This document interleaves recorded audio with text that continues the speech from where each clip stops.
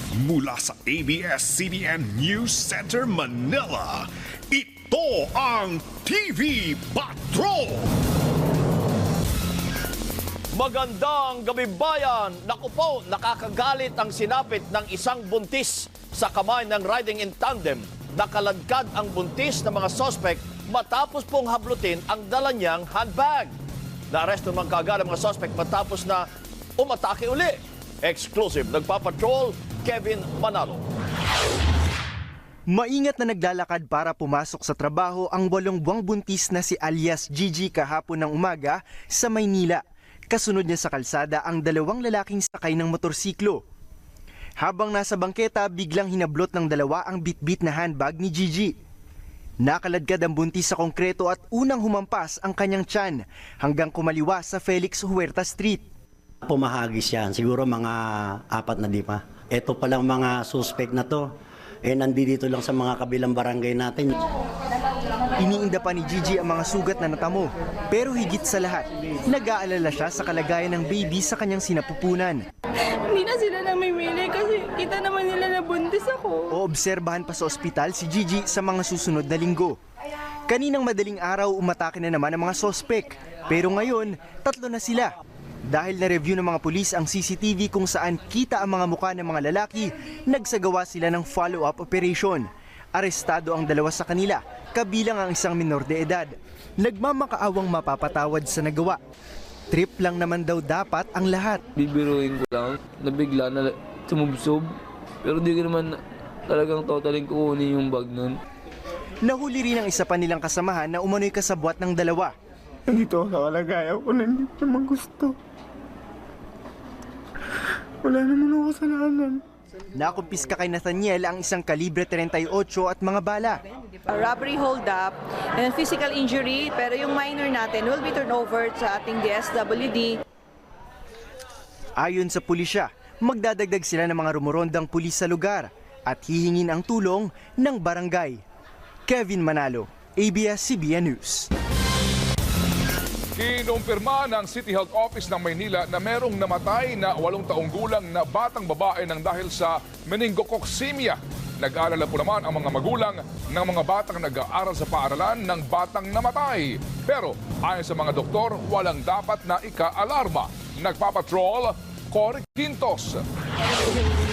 Nag-aalala si Edwin para sa grade 7 na anak matapos mabalitaan na may namatay na estudyanteng nag-aaral sa pribadong eskwelahan sa Maynila dahil sa meningococcemia.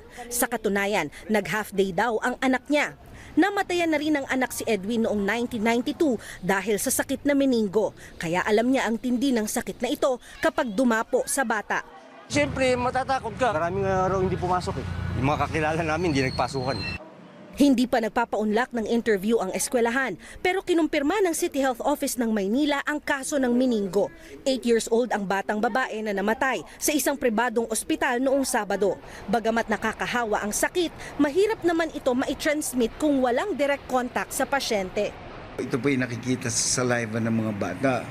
Kaya nga po, ang una namin pong in-address na needs, meron naman po kasing gamot, meron pong antibiotiko, na pwede pong inumin ng mga exposed. It would be good, it would not be bad if they disinfect. But bacteria doesn't last long in the environment. Hindi naman po kasi siya airborne. Dagdag ng City Health Office, mahigpit namang imomonitor ang pamilya ng bata, ang barangay kung saan siya nakatira at mga nakalaro niya. Para naman daw sa mga magulang ng mga batang nag-aaral sa eskwelahan ng batang namatay, siniguro ng City Health Office na ligtas ang eskwelahan sa sakit.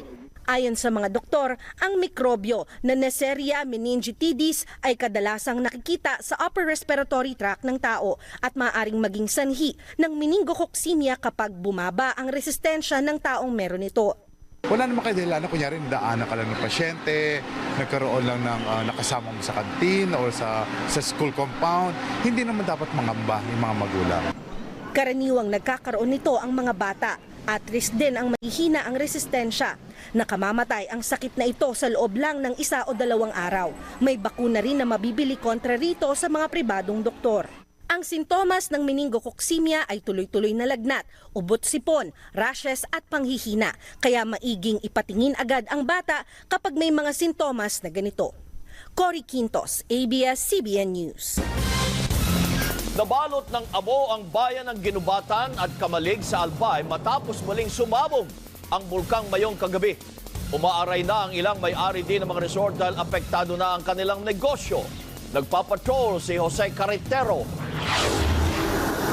Kagabi halos mag-zero visibility ang bayan ng Kamalig Albay dahil sa kapal ng bumagsak na abo mula sa bulkang Mayon. Isinara ang mga bahay. May mga namigay naman ng face mask sa mga motorista. At least kahit paano makasave. Sa umaga, mas kalbaryo ang dala ng abo, lalo't umabot ito sa evacuation center. Sinamantala ni Nanay Concepcion na makapagluto agad habang hindi pa mahangin at wala pang bumabagsak na abo. Sa labas lang kasi sila nagluluto. Maaga po dahil para walang abo.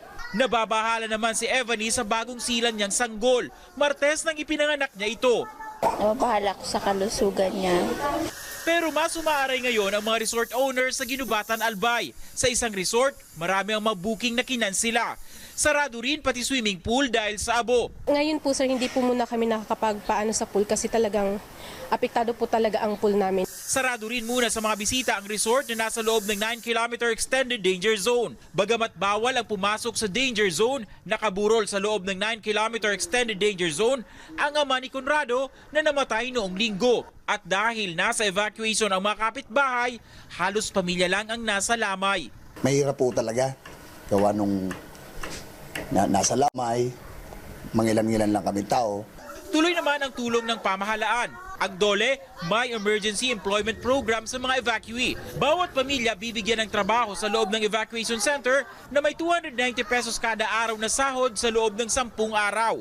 Sinimula naman ng DTI ang diskwento caravan sa mga evacuation center kasama ang ilang kumpanya para may mabiling murang produkto ang mga evacuee. May NFA rice din at libreng gupit at manicure at pedicure sa mga evacuee. May libreng wifi naman at tawag ang isang telecommunications company sa mga evacuation centers.